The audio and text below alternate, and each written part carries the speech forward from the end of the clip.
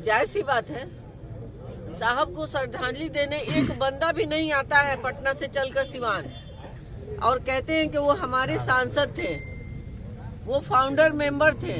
तो आज उनकी श्रद्धांजलि है, इसलिए मैं बोल रही हूँ कि कार्यालय में भी तो नहीं मनाया जाता, पार्टी कार्यालय में भी नहीं मनाई जाती है। नमस्कार, मैं हूं देवांशु। आप देख रहे हैं न्यूज़ फॉर। लोकसभा चुनाव 2024 की सरगर्मियां जो हैं वो बिहार में तेज हैं।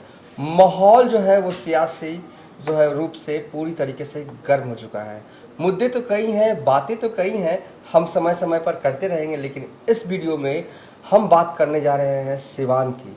और आज मोहम्मद शहाबुद्दीन की तीसरी पुण्यतिथि है और सिवान में उनके बेटे और उनकी पत्नी ने इस तरीके से जो है वो पुण्यतिथि मनाया है। तस्वीरें हम पैच कर रहे हैं।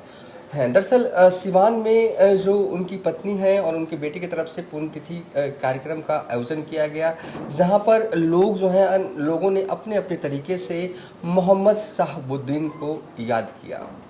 इस कार्यक्रम के बाद जब मीडिया से मुखातिब हुई हिना शहाब, तो उनका दर्द झलका। वो आरजेडी पर बोली और बहुत इमोशनल तरीके से बोली कि आरजेडी वाले हैं ना, वो उनके साहिब की तस्वीर का इस्तेमाल कर रहे हैं, लेकिन उनका कोई असल में वास्ता नहीं है। आरजेडी वाले कहते हैं कि शहाबुद्दीन फाउंडर मेंबर हैं, लेकिन पुण्यतिथि की बात आती है तो जिला आरजेडी कार्यालय में भी पुण्यतिथि जो है वो मनाई नहीं जाती। लेकिन चुनाव में पोस्टर में आरजेडी वाले सिवान में खूब शहाबुद्दीन की तस्वीर का इस्तेमाल जो है वो कर रहे हैं, ये कह रही हैं हिना शहाब। और इसके अलावा भी बहुत कुछ आरोप जो है वो आरजेडी वालों पर हिना शहाब लगाती हुई नजर आ रही है। पहले बयान सुनिए, फिर हम बाद में डिस्कस करेंगे रवि सर से आखिर इस बयान के मायने क्या है और क्या हो रहा है सिवान में। जायज सी बात है। साहब को श्रद्धांजलि देने एक बंदा भी नहीं आता है पटना से चलकर सिवान, और कहते हैं कि वो हमारे सांसद थे, वो फाउंडर मेंबर थे। तो आज उनकी श्रद्धांजलि है, इसलिए मैं बोल रही हूँ कि कार्यालय में भी तो नहीं मनाया जाता, पार्टी कार्यालय में भी नहीं मनाई जाती है और उनका फोटो यूज किया जाता है। तो मैं यही कहती हूँ कि आज तो हर पूरे बिहार में उनकी श्रद्धांजलि दिवस तृतीय मनाई जानी चाहिए थी, तो क्यों नहीं मनाई जाती है? यानी अपनापन का ढोंग चल रही है, ढोंग रच रही है। अब ये आप लोग ज्यादा बेहतर समझते हैं। सिवान लोकसभा सीट से अवध बिहारी चौधरी लड़ रहे हैं चुनाव। उनके बैनर पोस्टर पे पूर्व सांसद का तस्वीर नजर आ रहा है।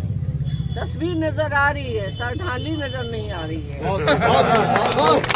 सुना आपने, ये थी हिना शहाब। आज का ये बयान है, ताज़ा बयान है और कहीं ना कहीं एक दर्द झलका हिना साहब के मुखारबिन से। हर दिन की तरह हमारे साथ बात करने के लिए रवि उपाध्याय सर हैं। सर, निर्दलीय लड़ रही हैं हिना शहाब।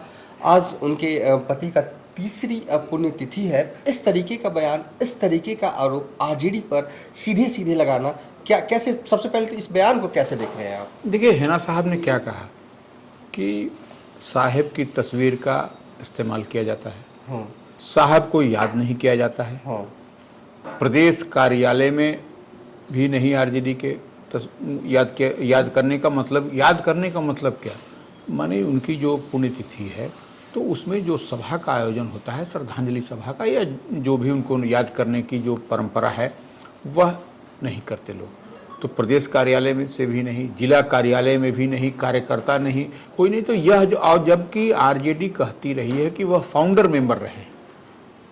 आरजेडी के शुरुआती दौर से मोहम्मद शहाबुद्दीन जो लगातार सांसद रहे सिवान से, विधायक रहे सिवान से, तो वह उनको याद नहीं करना कहीं न कहीं और सिर्फ फायदे के लिए इस्तेमाल करना, यह कहीं न कहीं निश्चित रूप से एक बड़ा सवाल, बड़ा इशू इस चुनावी माहौल में बनता हुआ दिखाई पड़ रहा है, जो कि राष्ट्रीय जनता दल के लिए कहीं से भी हितकर, राजनीतिक रूप से हितकर साबित नहीं होता हुआ दिख रहा है। और हिना साहब का जो बयान जो निकल रहा है, जिस तरह से हुजूम उमड़ा हुआ था सिवान में साहब की, माने कहने का मतलब मोहम्मद शहाबुद्दीन के चित्र पर फूल माला पुष्प अर्पित करने का, और वो लोग जिस नम्र आंखों से जिस तरह से उनको याद कर रहे थे शहाबुद्दीन के किए कार्यों को, और उसके बारे में बता रहे थे कैसे शहाबुद्दीन लोगों की मदद करते थे, कैसे करते, तो वह उस गमगीन सा एक माहौल था। उस माहौल में हिना साहब का इस तरह का बयान आना निश्चित रूप से एक बड़ी बात है। राष्ट्रीय जनता दल को इस पर गंभीरता से सोचना चाहिए। और इतना ही नहीं देवांशु जी, जिस तरह से हिना साहब 3 बार वहां से लड़ी आरजेडी के ही टिकट से, और इस बार उनको बेटिकट किया गया, और जिस तरह से बड़ी संभावना जताई जा रही थी कि हिना साहब को राज्यसभा भेजेगा राष्ट्रीय जनता दल, वह भी नहीं किया गया।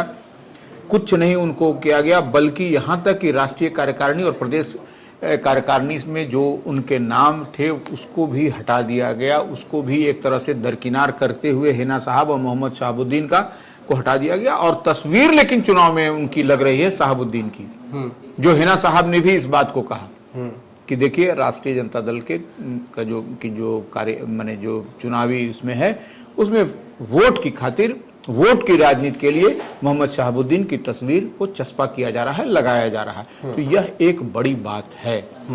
और यदि हम देवांशु जी एक बात कहेंगे, याद करिए जब बिहार विधानसभा का उपचुनाव हो रहा था उस समय गोपालगंज में क्या हुआ था? हिना साहब का अंडर करंट मैसेज और चुनाव हार जाना, यही यही हम कह रहे हैं। तो ये इस बार जो अल्पसंख्यक समुदाय में निश्चित रूप से शहाबुद्दीन और हिना साहब का जो एक्सेप्टेंस है, जो स्वीकार्यता है, उसको आप इस तरह से झोल झाल करके इधर उधर करके आप उसको नहीं कर सकते। सर आपकी बातों को मैं आगे बढ़ाऊंगा, जो मेरे पास से इनपुट है, अगर आप टैली ना करें तो बोलिएगा। पूर्णिया में भी हुआ, अंडर करंट मैसेज हिना साहब का पहुंचा, और जो सबसे मजबूत दीवार थी वहां पर मुस्लिम की, वो हल्की सी खिसकती हुई नजर आ रही है। बिल्कुल, देखिए वो ठीक बोल रहे हैं आप। पूर्णिया में जिस तरह से पप्पू यादव ने कहा कि हम हिना साहब के लिए चुनाव प्रचार प्रसार करेंगे सिवान में, तो वही जो है सो हिना साहब का भी मैसेज अल्पसंख्यक समुदाय में गया, और वह जो है सो आपको होता हुआ दिखाई पड़ा कि किस तरह से वोट जो है सो आरजेडी की तरफ न जाकर के निर्दलीय प्रत्याशी राजेश रंजन और पप्पू यादव के लिए पूर्णिया में पड़ा। इसमें कहीं कोई दो मत नहीं है। और यही जो है सो परेशानी का सबब हम बता रहे हैं आपको राष्ट्रीय जनता दल के लिए है कि राष्ट्रीय जनता दल अभी भी नहीं चेत रही है। इस बात को हम बराबर कह रहे हैं। अगर यदि नहीं सचेत हुई, नहीं चेती, तो यह एक बड़ा डैमेज राष्ट्रीय जनता दल के लिए होता हुआ इस बार के 2024 के लोकसभा चुनाव में दिखाई पड़ रहा है कि अल्पसंख्यक उनसे दरकते जा रहे हैं।